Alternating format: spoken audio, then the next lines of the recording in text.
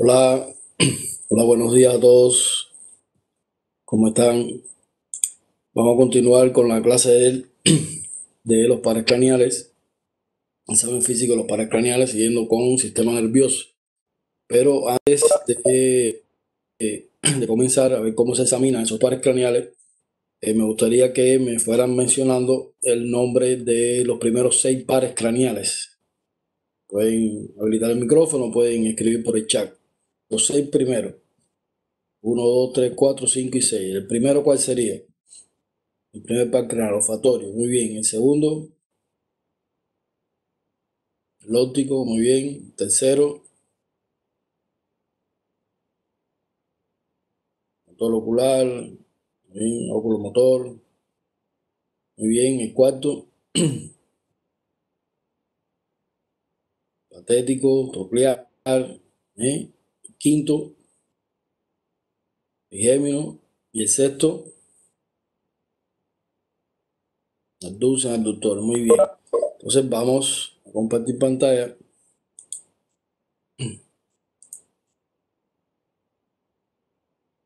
para comenzar ya.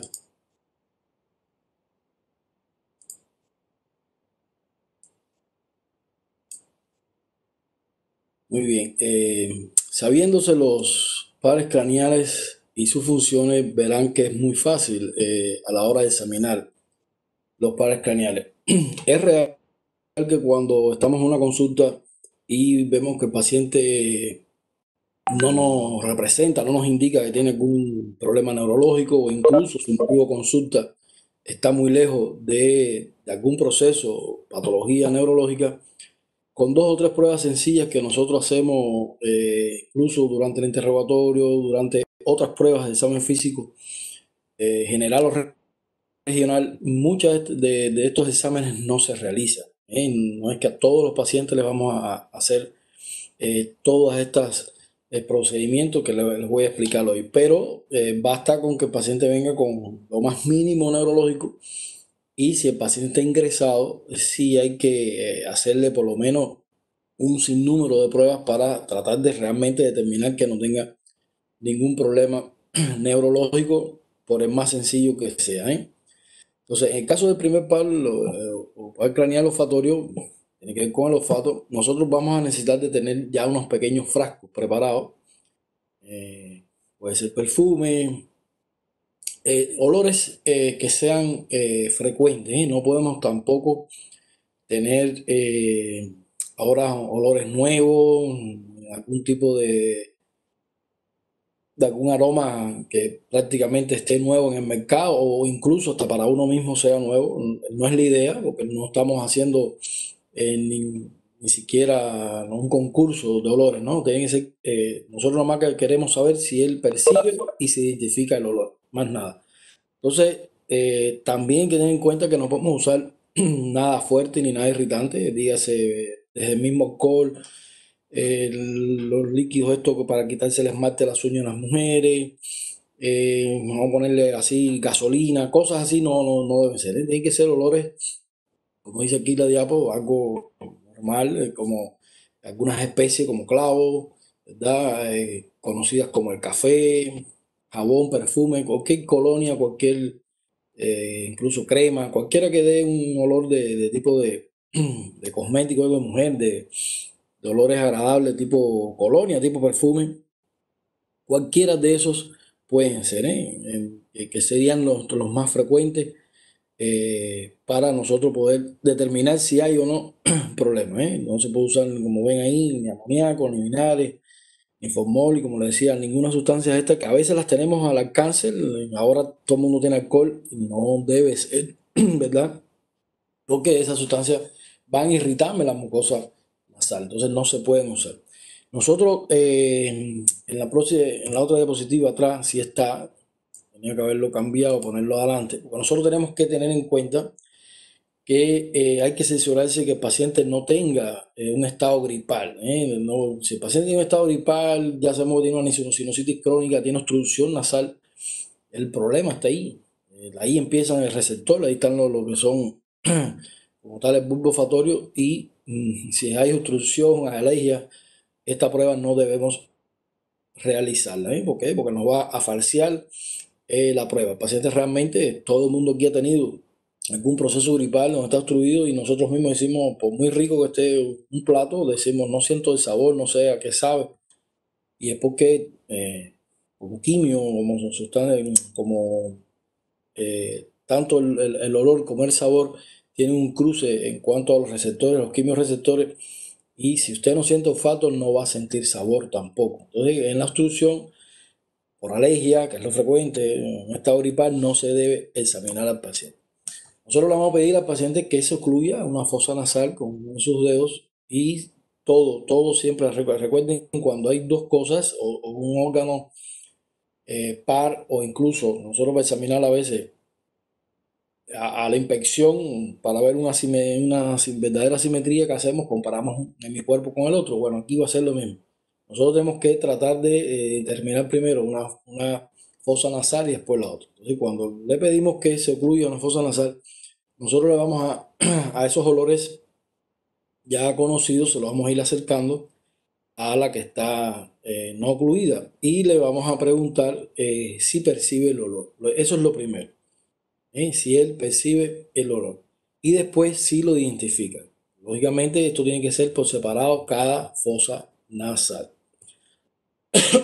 Si él percibe el olor y le decimos que lo identifique, vamos apuntando nuestras pruebas, lo va identificando sin ningún problema.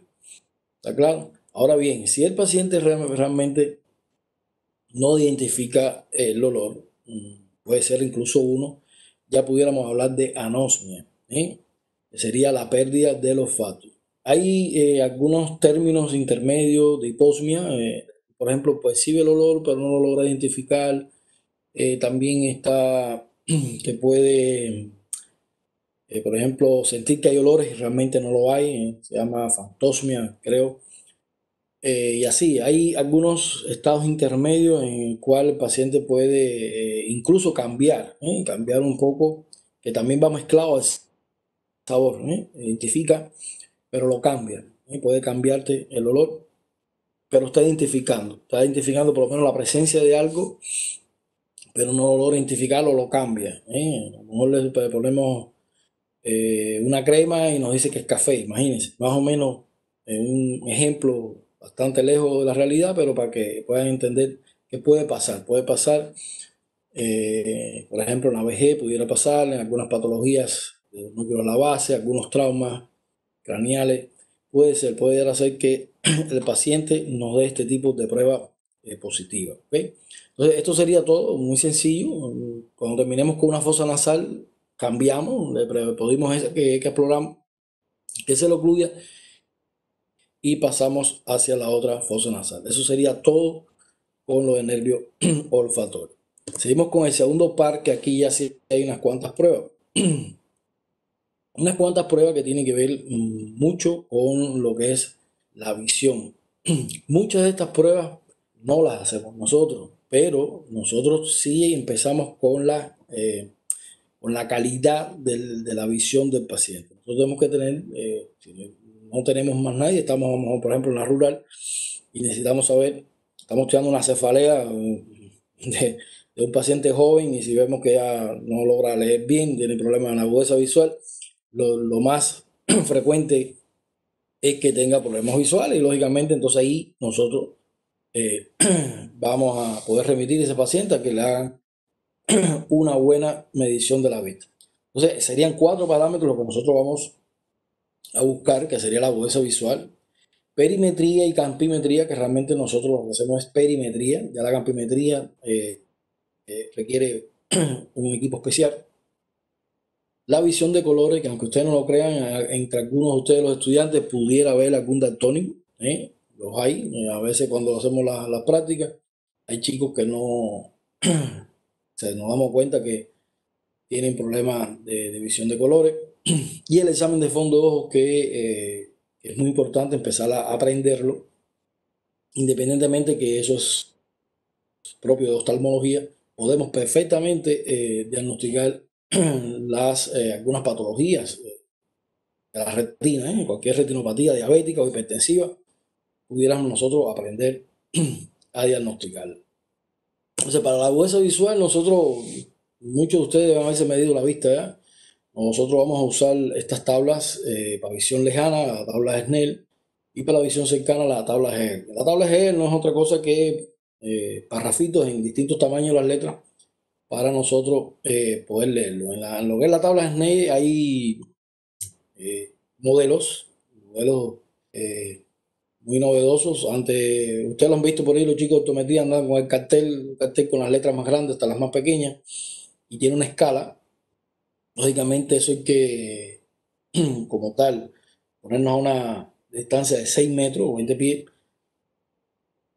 Los hay electrónicos, que es un equipo, te proyecta en una pantalla esta misma tabla, y se puede sustituir ambas tablas, por lo menos para saber si el paciente realmente logra ver las letras. En el caso de la tabla SNEI, utilizar lo que son los anuncios, los periódicos, y para las letras chiquiticas, lógicamente, ahí cambiamos, ¿no? Lo que es la parte del periódico, las letras chiquitas, para poder ver lo que es la visión de cerca. En caso de los que no sean, que sean analfabetos, que no sepan leer o escribir, y en caso de los niños se utilizan figuras. Incluso una de las figuras que más se utiliza es la letra E. Entonces, la letra E también se le dice al paciente o al niño para dónde está abierta las paticas, si está para abajo, para la derecha, para la izquierda, para arriba. En el caso del niño se utilizan más el de la figura, pero son tablas que generalmente se usan. ¿Cómo nosotros vamos a usar esto? Miren, una aquí que tienen que ser con letra y otras de figura, y cada una va representando el tipo de visión que nosotros pudiéramos tener problemas. Cuando llegamos aquí a este número 8, si el paciente, lógicamente aquí todos tenemos problemas porque la lámina quedó mal, ¿no? Y no podemos deletrearla bien. Pero si nosotros a la distancia de los 20 pies, los 6 metros, o a medida que vamos bajando y tenemos problemas en ninguna, ahí es donde van marcando, y por eso dicen de visión de más 50 o menos 50, en dependencia de lo que nos van cambiando los lentes. Ya eso de los lentes no lo hacemos nosotros. Nosotros vamos probando, y si el paciente, aunque vea con dificultad, pero está viendo, nosotros decimos que tiene problemas de la visión visual y más nada. Hasta ahí podemos llegar nosotros, ¿eh? Ya después, lógicamente, esto se hace en optometría o un oftalmólogo para que pueda hacer realmente la prueba. Como aquí está la explicación, esto lo podemos saltar. Nosotros, igual, los que se han medido la vista saben que, como les decía, órganos pares, tenemos que primero explorar uno. Entonces, aquí a la hora de tapar un ojo, lo que hay que tener en cuenta es que no podemos apretar el ojo. El ojo se tapa con la mano, una mano en forma cóncava, o con una tarjeta de cartón, porque si nosotros estamos tocando realmente el globo ocular, después cuando ese es el que vamos a medirle la vista, tiene un poco de visión borrosa. ¿Por qué? Porque estabas manipulando un poco ese ojo, entonces no debe tocarse. Entonces esta sería más o menos la forma en que nosotros vamos a medir primero un ojo, después el otro, y podemos, por lo menos la calidad, saber que el paciente tiene problemas o no visuales. Como ven, aquí vamos a llegar a tener una idea más o menos de hasta dónde puede leer el paciente. Si en el caso, fíjense, en el caso de que el paciente deje la letra grande, que aquí es donde ya empezamos a nosotros a valorar más el tipo de visión que pueda tener el paciente, no alcanza a leer ninguna de las líneas, ni la letra más grande, nosotros podemos a esa misma distancia levantarle 2 dedos, 3 dedos, un dedo, y decirle que si ve los dedos y si los puede contar. Si los logra contar, decimos que tiene visión cuenta dedos. Visión cuenta dedos. Si él no logra contar los dedos, pero sabe que le estamos señalando algo, que estamos tratando de que los cuente, pero él los ve borroso, pero no logra identificarme cuántos dedos hay levantados, entonces ahí decimos que tiene visión de bulto. Estos son pacientes que realmente tienen incapacidades importantes de visión. Hasta ahí no es ciego, fíjense. Tiene problemas primero, que a lo mejor a partir de la tercera línea no logra leer alguna línea, entonces tiene problemas en la agudeza visual. Ese se resuelve, lógicamente, con lente. Ese no logra ver ninguna letra, pero me logra contar. Si yo le levanto 3 dedos, me dice 3 dedos, ese paciente tiene visión cuenta dedos. Ese lleva otras características a la hora de ver si hay que operarlo o el tipo de lentes especial que lleva. Y después viene el otro que no logra contarme ningún dedo, entonces tiene visión de bulto. Si tampoco logra tener esta visión de bulto, entonces este es el paciente que hay que llevar a un cuarto oscuro y se le incide retina, se le incide estímulos con luces, uso de colores, para ver si puede identificarlo. Si logra por lo menos identificarme esa luz, ya el paciente por lo menos no tiene ceguera total, amaurosis o anosmia, y por lo menos tienes una visión de luz. Pero estos pacientes igual tienen un tipo de discapacidad importante visual. Entonces, esto sería todo la parte de la agudeza. Después le hacemos la prueba de la visión cercana. Ese paciente que tiene visión de bulto, que tiene visión cuentadeo, no le hacemos esto no tiene lógica, ¿eh?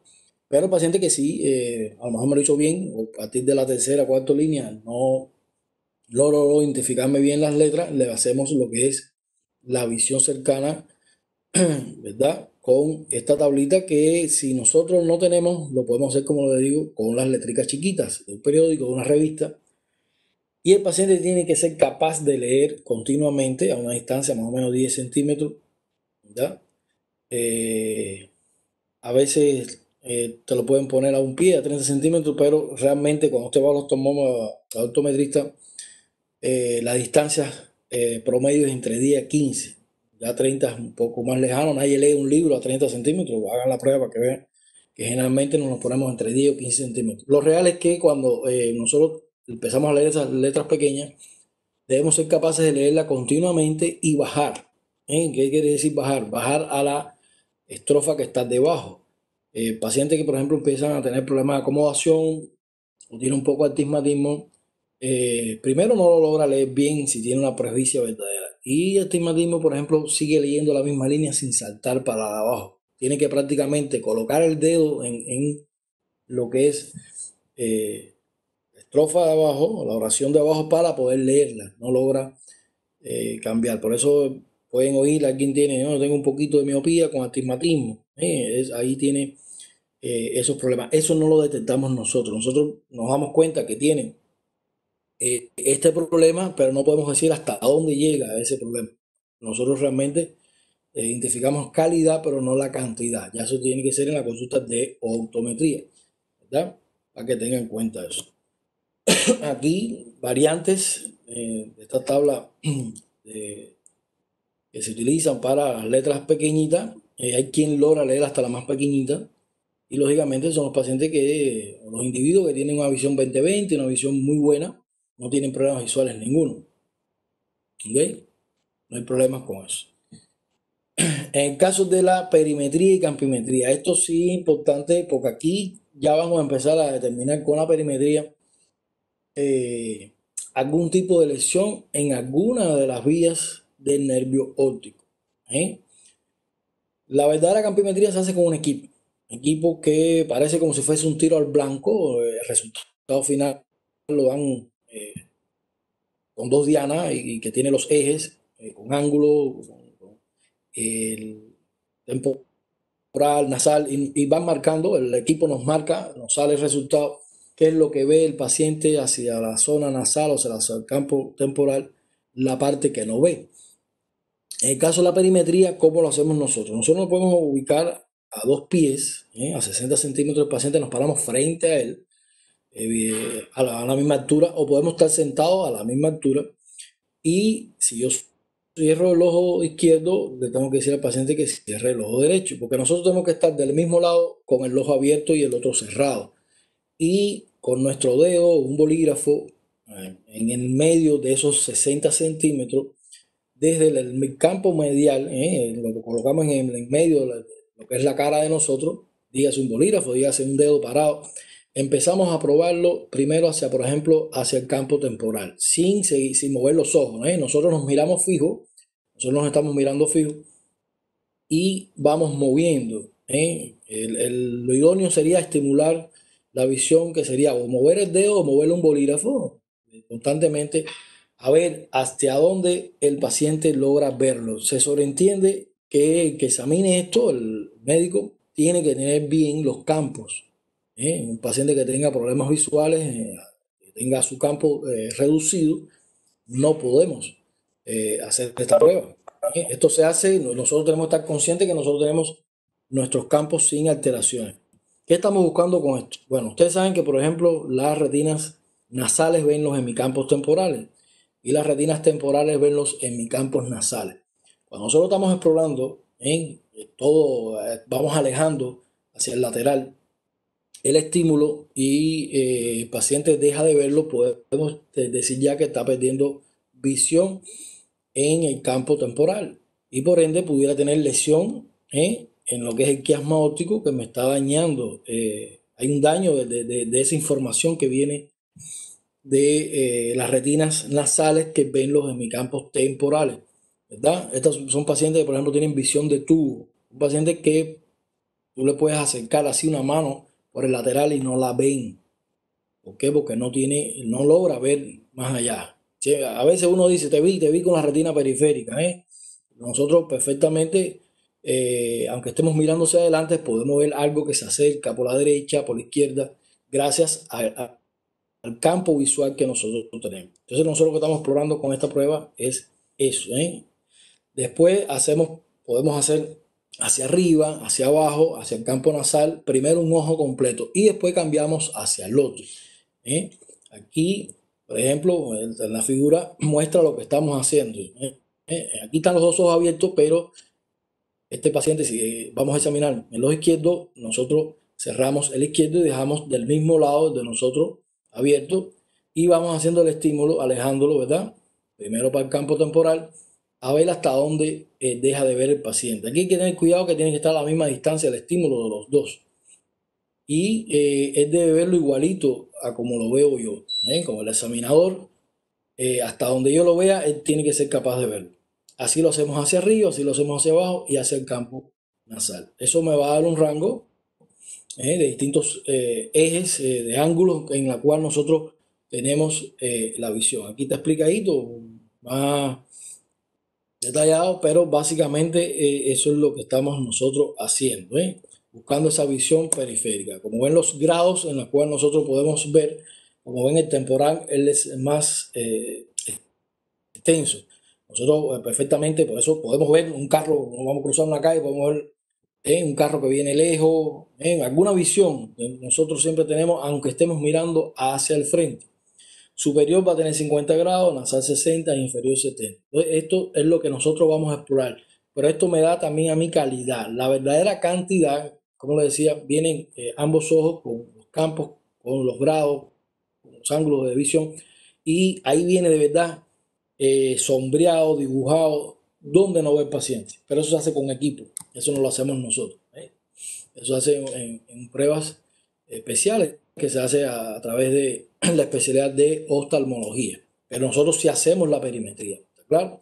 Para saber si hay problemas en los campos estos temporal, nasal, superior o inferior. ¿Okay? Seguimos con la visión de colores. En la visión de colores existen estos discos de Sahara, en que eso está en la universidad, que son como distintos colores que dentro de él pueden tener figuras y los que más se utilizan son números, en la cual un paciente con una visión buena de colores debe ser capaz de identificar perfectamente esos números. Cuando es daltónico, el paciente cambia el número o simplemente no lo identifica bien. Estas pruebas, por ejemplo, se hacen mucho a la hora de sacar lo que es la licencia de conducción.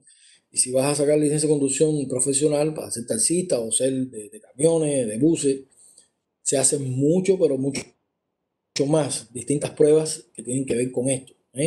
Visión de colores, una buena visión, identificación, por ejemplo, de objetos más lejanos, más cercanos, porque eso es importante para el chofer profesional. Entonces, esto lo pueden buscar en internet, estos discos de si se fijara que pudiéramos, o se añadiera a la universidad, que realmente esto lo tenemos en consulta y nosotros hacemos la prueba de si el paciente es daltónico o no.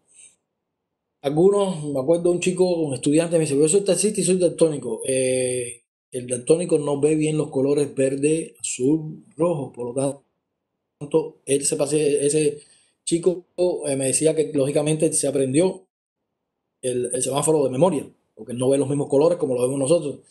Pero hay un problema, no toda la ubicación de los semáforos son iguales. Yo le dije que valorara, lógicamente no debe ser chofer profesional, no debe ser. Él se adaptó, pero no debe ser, no debe aprobar, así en español, no debe aprobar el examen porque no debiera ser, no puedes tener problemas de ningún tipo para ser chofer profesional. Eso está claro, eh, no hay otra manera, tiene que ser así. Y yo, bueno, yo le di mi consejo, no debiera ser chofer profesional. ¿Ok? Estos son pruebas sencillas que se hacen a diario. Esta prueba nosotros sí tenemos que tratar de manejarlo bien y si les interesa, esto no es difícil. Antes yo había que ver 10.000 pacientes para poder haber algún tipo de retinopatía diabética hipertensiva, pero ahorita no, ahorita usted pone en internet fondo de ojos positivo y le salen 10.000 imágenes. ¿Eh? Nosotros vamos a ser capaces con el fondo de ojos ver esta imagen. ¿Eh? Nervio óptico con sus arterias, la mácula, todo lo vamos a ver. Y este sería un fondo de ojos normal. El éxito de esto es tener un buen equipo, y como está representando bien la figura, hay que hacerlo así. Si nosotros vamos a explorar el ojo derecho del paciente, nosotros vamos a ver con el derecho y nos vamos a acercar prácticamente como si fuéramos a darle un beso al paciente. Prácticamente tenemos que pegarnos, si no, no vamos a penetrar. Piensen que nosotros vamos a tratar de entrar. Ustedes saben que cuando estemos iluminando la pupila al paciente va a haber una miosis, una constricción, y nosotros por ese huequito pequeñito debemos ser capaces de penetrar con la luz para poder ver la retina. Por ende, en muchos casos lo que se hace es provocar una midriasis al paciente con gotas para que sea fácil. Eso es lo idóneo. Cuando se requiere hacer un fondo de ojo de verdad con todo como lleva, lo idóneo es que la pupila esté en midriasis para que sea más fácil este procedimiento. Si no, se hace muy difícil, muy difícil. ¿Ok? Entonces nosotros, como decía, si voy a examinar el ojo rojo, lo hago de esta manera. Si voy el ojo derecho, si voy a examinar el ojo izquierdo, cambio de mano, cojo el oftalmoscopio con la mano izquierda, cierro mi ojo derecho y voy a examinar al paciente con mi ojo izquierdo, el izquierdo de él. No hay otra manera. Porque entonces sí de verdad le daríamos un beso en la boca al paciente, ¿verdad? Porque para poder verlo tiene que ser de esta manera, no hay de otra, tiene que ser así. Entonces esto, igual, la universidad de tomoscopio, pero en esta modalidad podemos llegar hasta aquí, en que la idea es que por lo menos sepan que tiene que ser así. Ustedes a veces cuando empiezan a practicar se quedan por aquí, no van a ver nada, lo que van a ver es quizás el reflejo fotomotor, o la lucecita dando en el ojo, más nada. Nosotros tenemos que ser capaces de entrarle el haz luminoso que trae él por la pupila para tratar de ver la retina, que sería esto lo que vamos a ver. ¿Ok? Entonces eso sería todo lo que tiene que ver con el segundo par. Fíjense aquí en esta lámina, se ve mucho mejor, ¿verdad? Este es uno normal. Nosotros, como decía, pueden buscar en internet todo esto patológico, van a ver la dilatación en las pequeñas hemorragias, el sudado en estas arterias, y eso es lo que me está dando a mí, como la diabetes, mellito, cualquier enfermedad que me va a degenerar, va a empezar a provocarme problemas en los vasos. Y eso tiene grados también. No es tan fácil, pero tampoco es difícil determinarlo, porque son fotos, nos aprendemos las distintas variantes que podemos observar y perfectamente podemos diagnosticarlo. De hecho, cualquier problema neurológico, cualquier problema de visión requiere obligatoriamente hacer fondo de ojo. Para que tengan idea, la carrera de optometría, los chicos aprenden esto muy bien, y no son médicos, son optómetras, ¿verdad? Y lo aprenden muy bien. Claro que lo hacen todos los días, pero la idea es que sí se puede. Lo que hay que hacerlo y lógicamente aprenderse. O sea, ahí sería todo lo que tiene que ver realmente con el segundo par. Ahora bien, el estudio del tercero, el cuarto y el sexto par se dan juntos. Se dan juntos, ¿por qué? Por la relación que tienen con la musculatura extrínseca del ojo. Aquí a veces ustedes tienen a confundir un poco que todo el mundo hace lo mismo. No, el 3, 4 y 6 tienen funciones muy distintas y no tiene nada que ver con el segundo par. Que esté en el ojo ahora es movilidad del ojo, pero no tiene nada que ver con la visión. ¿Está claro? ¿Cómo pueden diferenciarlo? Bueno, el tercer par es el más importante. Es el más importante, ese es el que va a tener problemas o el que va a inervar tanto la musculatura extrínseca como intrínseca. Y el cuarto par y el sexto par solamente cada uno va a inervarme un músculo nada más, un solo músculo del ojo cada uno. Por lo tanto, tienen funciones porque si no el ojo no estuviera, si ellos tienen parálisis, el cuarto par hubiese parálisis, el ojo estuviese mirando hacia abajo. También no estuviera central. Y si el sexto par tiene problemas, los ojos van a estar hacia lo que es la nariz, mirando hacia adentro, que sería el estrabismo divergente. Entonces, cuando nosotros vamos a examinar estos pares craneales, lo primero que vamos a hacer, lo primero es fijarnos en la abertura palpebral. ¿Cómo tiene los ojos el paciente? Si tienen el mismo diámetro, los ojos están abiertos igual, no hay ningún párpado más descendido que el otro, eh, lógicamente podemos decir que tiene una buena apertura palpebral y no hay problema en el tercer par, solamente el tercer par que inerva el lado del párpado, no tiene nada que ver ni con el 4 ni con el 6. ¿Está claro? Y después hacemos los movimientos oculares.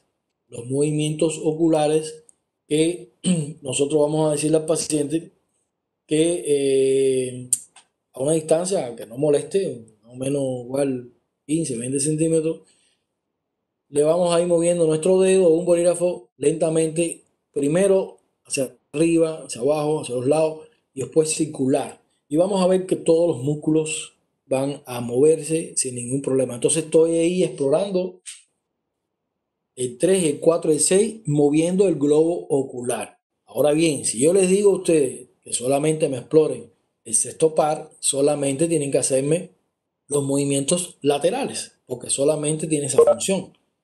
¿Sí o no? Si les digo que me explore, ¿verdad? El cuarto par solamente tienen que explorarme hacia abajo. Fíjense aquí, aquí es donde a lo mejor lo van a ver, pero se le busca esta lámina. Hacia abajo aquí y hacia afuera en ambos, porque es el cuarto par, este es el único ejemplo. Ahora, si yo le digo explórenme la musculatura extrínseca del ojo, todos los movimientos. ¿Está claro? Fíjense que ahí tiene su salvedad. Como ven, el sexto par solamente hacia afuera, primero por un ojo, después para el otro, y el cuarto par, este va a ser el movimiento que me va a provocar solamente. Por eso si hay problemas en el ojo, el paciente, el resto de los músculos me jalan para allá, entonces puede estar o hacia arriba, o hacia abajo, o hacia adentro completamente, incluso si hay daño más del sexto par. Esa sería la idea de explorar los movimientos oculares. Como les decía aquí, vean esta figura, para explorar lo que es la apertura palpebral, un paciente así, que no logra abrir un ojo, tiene ptosis, lógicamente palpebral unilateral, y eso tiene que ver con parálisis del tercer par, solamente el tercer par. Si el paciente, ya se lo anuncio, no puede cerrarlo, ese es al revés, ese tendría problemas en el séptimo par. Ya desde ahora tienen que saber esa diferencia. ¿Ok? Entonces, para lo que es la motilidad intrínseca del ojo, intrínseca, los músculos intrínsecos del ojo, que sería la forma de las pupilas, el reflejo fotomotor directo o fotomotor solo o consensual o fotomotor indirecto, también tiene esos nombres, y el reflejo de acomodación y convergencia, todo esto tiene que ver solamente también con el tercer par, solamente. Acuérdense que él inerva lo que es el ganglio ciliar, que tiene que ver con esta motilidad intrínseca del ojo. ¿Claro? Entonces, para poder ver eso, nosotros vamos a observar la pupila del paciente realmente si está central, si es circular, su contorno, porque en caso de que sea irregular, esto se llama discoria, que no sea redondo, que sea irregular, se llama discoria.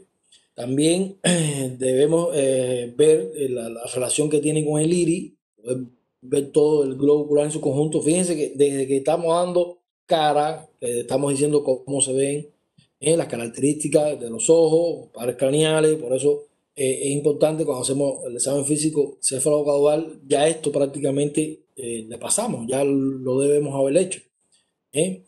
Y entonces nosotros para completar esto, ver cómo responde la pupila, tenemos que estar la habitación un poco oscura y vamos poco a poco a acercarnos lateralmente con una fuente luminosa y ver cómo se contrae y cuando le dejamos la fuente luminosa, cómo se dilata. Y esto básicamente es lo que nosotros vamos a hacer en el ojo. Tienen aquí alguna discoria, la pupila circular con un contorno irregular. Fíjense, no está redonda totalmente.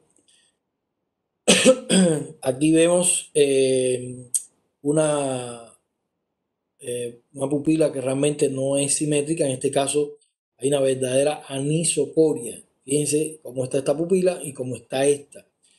Ahora bien, existe un grupo de población pequeño, 5% se habla, que tiene una ligera anisocoria. ¿Qué quiere decir? Que no están iguales. Hay una simetría, pero no como está este paciente. Esto es una verdadera anisocoria que en el caso de cuando nos impresiona que no está, pero responde bien a los reflejos, no es patológico. Clínicamente es insignificante, pero en este caso no. En este caso, como ven, hay una midriasis aquí y una miosis. Hay una verdadera anisocoria. Eso sí debe quedar claro. Entonces nosotros pasamos a lo que es explorar el reflejo fotomotor o fotomotor directo, que es cubriendo un ojo, el ojo que no vamos a explorar, lo podemos cubrir ese ambiente luminoso, una habitación un poco oscura, y vamos acercando lateralmente un haz luminoso hasta que llegue a acercarse completamente al ojo y vemos perfectamente cómo se contrae la pupila. Alejamos la fuente luminosa y se dilata.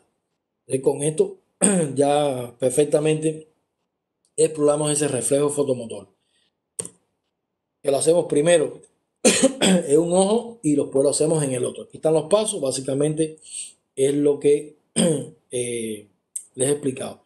Lo otro que podemos hacer para que nos ayude a hacer una dilatación más grande de la pupila antes de acercar el objeto luminoso es pedirle al paciente que observe un objeto distante. La pared contraria en la habitación, por ejemplo, que nosotros estamos examinando. Fuera de lo otro sería lo mismo que hemos hablado. Y después exploramos, lógicamente, el otro ojo. El reflejo consensual o fotomotor indirecto, hacemos lo mismo, pero ya sin cubrir los ojos. ¿Qué vamos a hacer? Nosotros nos vamos a estar acercando, por ejemplo, al ojo derecho con el haz luminoso, pero ya no nos fijamos en el ojo derecho, nos vamos a fijar en el ojo izquierdo.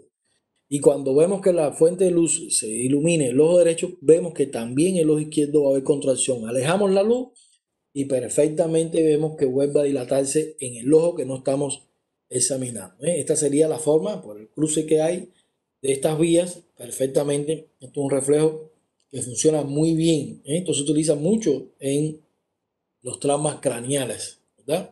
Para saber si hay o no respuesta pupilar. Claro. Entonces, básicamente esto es lo que nosotros hemos visto en lo que es reflejo fotomotor y fotomotor indirecto o reflejo consensual.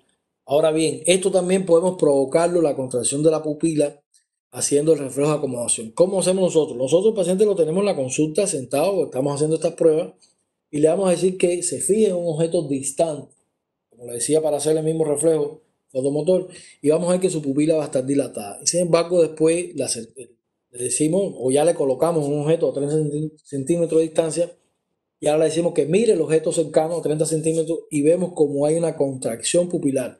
Le volvemos a decir, mire el objeto distante y vuelve a ver dilatación.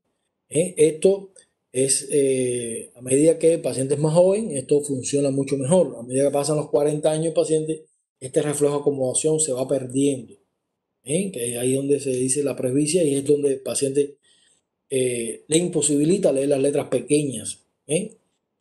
Por eso hay que usar lentes generalmente después de los 40 años. Entonces esto sería todo lo que tiene que ver eh, con tercero, cuarto y sexto. Mucho más el tercero, ¿verdad? Que tiene tanto musculatura extrínseca como intrínseca, ¿verdad? Entonces, seguir con el quinto par. Este quinto par ya es un par craneal mixto. Va a tener entonces porción sensitiva y porción motora, que hasta ahorita el primer y segundo par eran puro sensitivo, el 3, 4, 6 eran puros motores, y lógicamente en el caso del tercer par tenía motor somático y motor visceral en el ganglio ciliar para probar los reflejos que explicamos. Entonces, en el caso del quinto par, la parte motora va él como tal inervar los músculos de la masticación. Tiene sensibilidad en lo que es toda la cara, recordarle que tiene, coge toda la sensibilidad de toda la cara, incluso de los senos perinasales y la cavidad bucal, incluidos los alvéolos dentarios. Por eso la gingivitis, todo este tipo de problemas, realmente viaja a través del trigémino. No sé si alguna vez en la vida han oído a alguien decirle, este paciente tiene una neuralgia del trigémino. Bueno, de hecho, a veces estas neuralgias se tratan con medicamentos muy fuertes, analgésicos, incluso opiáceos, que serían tipo morfina, tipo medicamentos que son prácticamente drogas, porque el paciente no alivia del dolor que le puede provocar esta neuralgia del trigémino. La posición sensitiva la vamos a explorar como se explora cualquier sensibilidad, buscando la sensibilidad táctil, térmica dolorosa, ¿verdad? Vamos a necesitar para eso algodón, alguna brochita, una aguja, alfiler, algún tubo de ensayo con agua fría, con agua caliente, el idóneo. Para los fríos a veces es mucho más fácil, porque siempre les digo, estamos en consulta en salud, casi todas están climatizadas.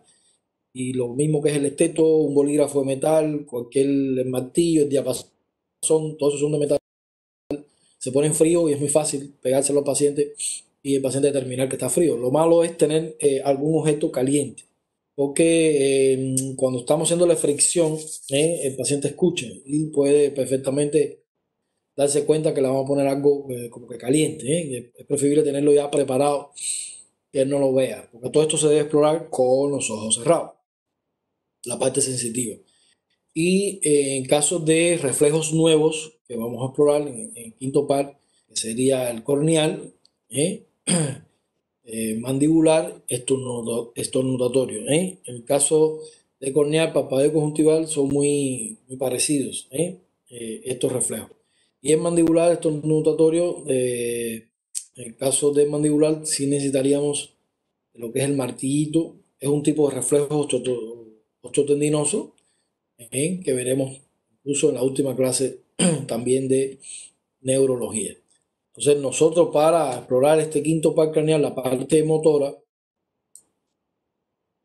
nosotros vamos a palpar los músculos temporales y los maceteros. Y nosotros con nuestras manos colocadas ahí le decimos al paciente que apriete fuertemente sus dientes. Lo pueden probar ustedes ahorita, ahí mismo, ahorita mismo, y se darán cuenta que ven la contracción, perciben táctil la contracción de estos músculos,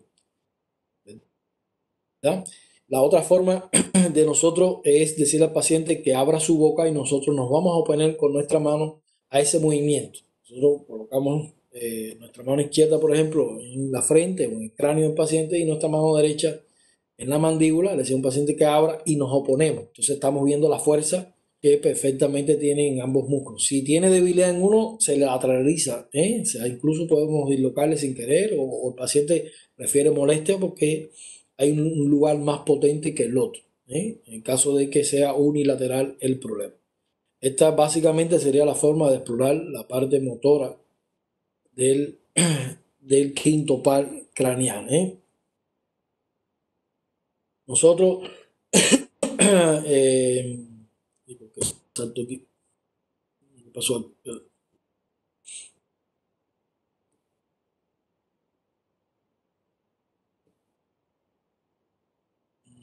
Hay una diapositiva aquí que parece que se me borró. Después la busco, se lo explico, no hay ningún problema con eso. La parte sensitiva del paciente, como le decía, nosotros vamos a tener mechitas de algodón, tener una aguja o tener un alfiler, objetos fríos o objetos calientes. Nosotros le decimos al paciente que cierra los ojos. Todas estas exploraciones se hacen con los ojos cerrados. Y nosotros vamos a explorar tanto una hemicara derecha con la hemicara izquierda, la vamos comparando, y tanto la superior también hemicara con la inferior. Nosotros didácticamente, si voy a explorar la sensibilidad táctil, le paso suavemente el algodón o suavemente una brochita y el paciente tiene que ser capaz de decirme que lo estoy tocando. O incluso puedo usar el dedo también, tanto más burdo, tanto sensibilidad superficial, un poco o el tacto discreto. Incluso lo puedo usar con el compás de Weber, que es también ir cerrando ese compás a distancias más pequeñas y el paciente debe ser capaz de identificarme que lo estoy tocando en dos puntos distintos y no uno solo. ¿eh? Pero nosotros tenemos que alternar los estímulos. Si nosotros le decimos al paciente, usted me dice si lo estoy tocando o no y exploro solamente tocar, tocar, tocar, como que se adapta el paciente. Y entonces ahí tendríamos que nosotros no tocarlo y decirle, ¿qué te hice? Para ver si de esa manera me dice, me tocaste. Entonces ya saber que el paciente me está mintiendo, me está respondiendo sin una veracidad. Realmente nosotros lo hacemos todos a la vez, pinchar, tocar, poner agua fría, agua caliente y vamos alternando, ¿no? Si yo exploro la frente, pincho, toque, ya me dice bien, ya terminé, no. Tengo, como le digo, explorar una gemicara y porción superior e inferior. Alternando los estímulos. Puedo tocar dos veces, después pinchar, después ponerlo frío, después ponerlo caliente, volver a pinchar, tocar, pinchar, agua fría, agua caliente. Y esa es la idea, para que no se me adapte a los estímulos el paciente y no me responda por responder. Y explorando todas las regiones. Lo que no se explora es la porción posterior. El cráneo y la porción posterior no se explora. Está muy poco inervado, muy poco representado y no es lo que realmente buscamos como positividad. Ahora, en toda la que región anterior sí hay que explorarlo todo, absolutamente todo. Después pasaríamos a los reflejos. ¿Qué decimos al paciente? Que igual mire fijo un punto, vamos a probar un ojo, después el otro, y nosotros podemos con una servilleta, con el mismo algodón, hacer como una puntita y nos vamos a acercar y vamos a estimular, ¿verdad? Vamos a tratar de como introducir en el globo ocular y vemos como el paciente empieza a pestañear. Aquí estos reflejos, por ejemplo, se dice que la parte sensitiva viaja por el quinto par, pero la parte motora, por cual viajaría por el séptimo. La contracción del ojo, de lo que es el párpado, realmente viaja por el séptimo par. Esa parte motora es el séptimo par. Ese sería más o menos el reflejo. Conjuntival también, uno de los reflejos que se hace, pero es más para el séptimo par, es dar un martillito en frente y el paciente también me pestañea. Me pestañea. Este reflejo incluso se debe hacer hasta con los ojos cerrados, porque si el paciente ve que le da con un martillo, también cierra el ojo, porque viaja esa información en ese caso por el segundo par. Estás viendo como un objeto que te va a golpear y el reflejo sería cerrar los ojos. Pero igual, con los ojos cerrados, nosotros golpeamos incluso un arco superciliar, un ojo del otro, y ambos se contraen o golpeo en el centro de ambos ojos, encima de la nariz, y igual va a haber reflejo de contracción de ambos ojos. En el caso del mandibular, con la boca entreabierta, semiabierta, el paciente, nosotros le colocamos el pulgar en lo que es la mandíbula inferior y percutimos nuestro dedo pulgar y el paciente tiende a cerrar la mandíbula. Ese sería el reflejo mandibular. Y el estornudatorio, eso ustedes lo han hecho seguro de broma. En algún momento alguien acostado, dormido, semidormido, tratar de colocarle algo por la nariz. Es lo mismo que vamos a hacer, con ese mismo algodón que hicimos como una mechita, nos vamos acercando y vemos incluso cómo se abren un poco los nares. Los reflejos, lo que evita, lo que te intenta hacer cada reflejo de este tipo es alejarte del estímulo. Entonces, nosotros estamos colocando ese estímulo y trata lo que es los nares, la cavidad nasal, abrirse para alejarse del estímulo y sí es muy, ¿cómo decir? Muy persistente o incluso lo introducimos un poco más, pudiéramos provocar incluso el estornudo del paciente. No siempre sale este tipo de reflejo porque requiere la sorpresa. Si el paciente ya está preparado, como que lo inhibe, porque ya no es un reflejo. Estoy un poco que preparado psicológicamente y prácticamente lo que hago es aguantar el estímulo. Pero si te sorprendo, sí pasa. Eso sí, usted en forma de broma se lo han hecho a uno que otro amigo, ¿verdad? Entonces esto sería todo el quinto par con la salvedad de que es un par mixto donde vamos a explorar la parte motora, vamos a explorar la sensibilidad que en este agarra toda la sensibilidad. Cuando hablamos del quinto par de sensibilidad, imagínense que en esa área estamos explorando todo este tipo de sensibilidad térmica, dolorosa, táctil, que en la última clase de neurológico de tecnología probaríamos con esta misma técnica el resto del cuerpo, tronco, miembro superior, inferior, sería la forma. Y los reflejos para saber que todo está bien igual, que funcionan bien y responden bien, lo que es el corneal, conjuntival, mandibular, estornudatorio. Ya para la próxima clase, bueno, seríamos nosotros 6 pares craneales. En una sola clase es demasiado, por eso tuve que separarlos. Realmente ellas estaban juntas, pero me di cuenta que después en el tiempo era mejor separarlo. Entonces, esto sería todo, chicos. ¿Alguna pregunta?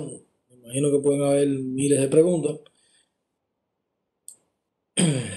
Algo quieren que les repita. Esto con la clase y tienen, esta es una prueba que pueden empezar a hacer en la casa igual, amistades, con la familia, para ir adaptándose.